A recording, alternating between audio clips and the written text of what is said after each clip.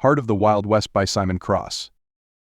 The late afternoon sun cast long shadows across the dusty streets of Silver Creek, Wyoming Territory, 1875. Sarah Matthews pulled her shawl tighter against the autumn chill as she hurried toward her father's general store.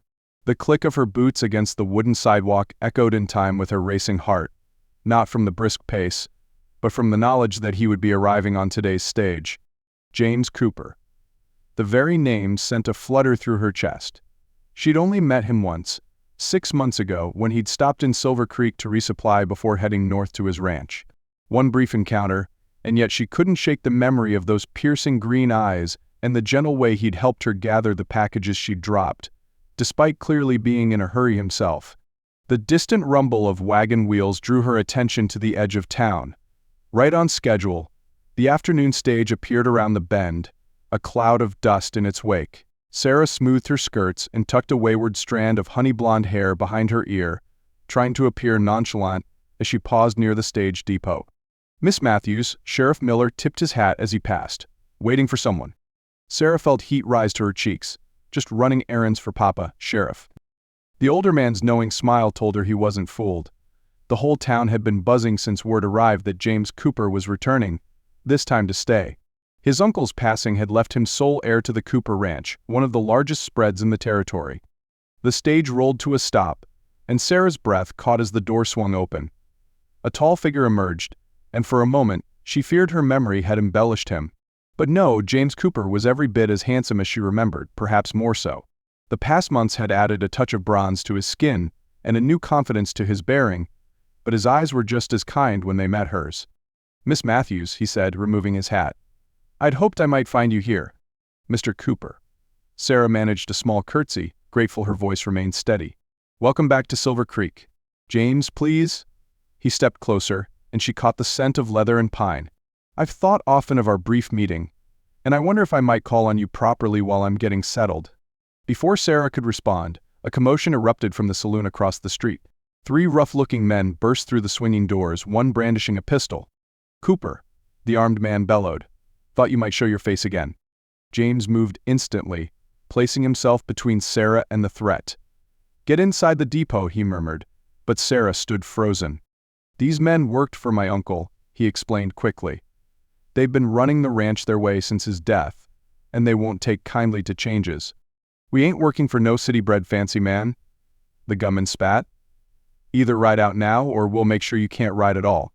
Sarah's heart pounded as she watched James's expression harden. In that moment she saw not just the gentleman who'd helped her with dropped packages, but someone capable of standing his ground against real danger. "My uncle's will was clear," James said, his voice carrying across the suddenly silent street. "The ranch is mine, and I intend to run it properly. Any man willing to work honest and fair is welcome to stay. The rest can collect their wages and move on." The tension crackled like lightning before a storm. Sheriff Miller appeared from the shadows of the general store, his own weapon drawn.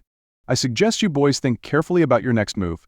The standoff seemed to last an eternity before the ringleader slowly lowered his gun.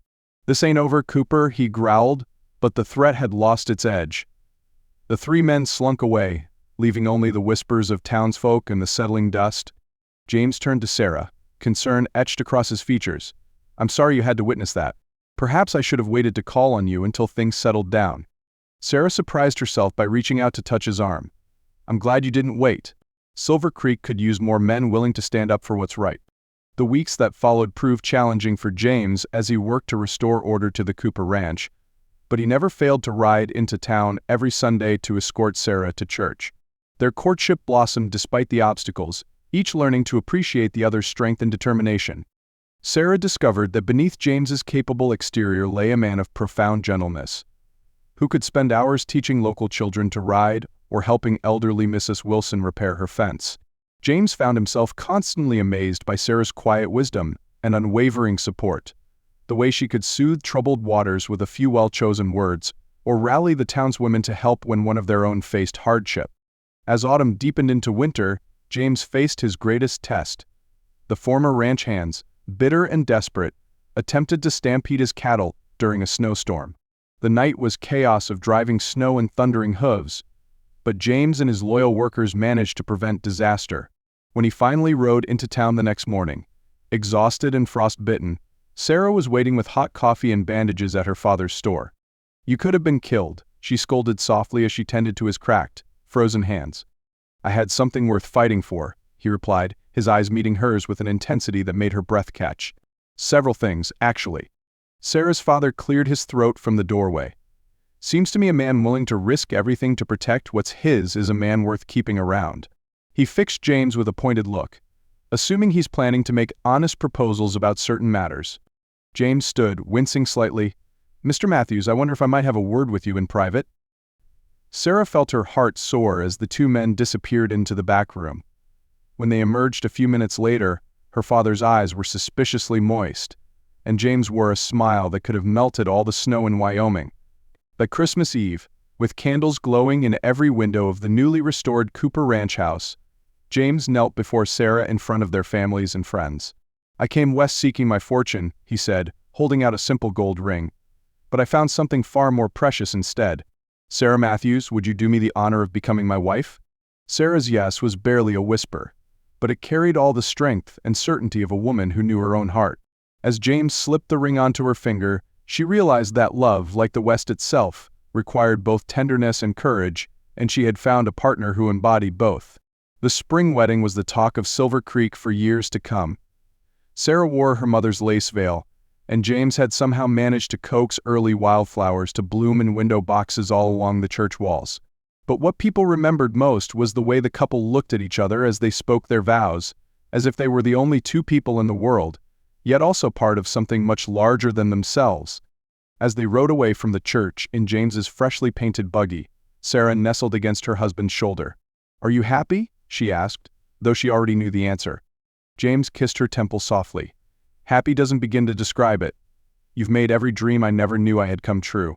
The setting sun painted the Wyoming sky in shades of pink and gold as the newlyweds headed home to their ranch, where new wildflowers were just beginning to bloom across the endless prairie. Their love story, born in a moment of drop packages and kindness, had blossomed into something as enduring as the mountains on the horizon, proof that even in the Wild West, the greatest adventure of all was finding someone to share it with.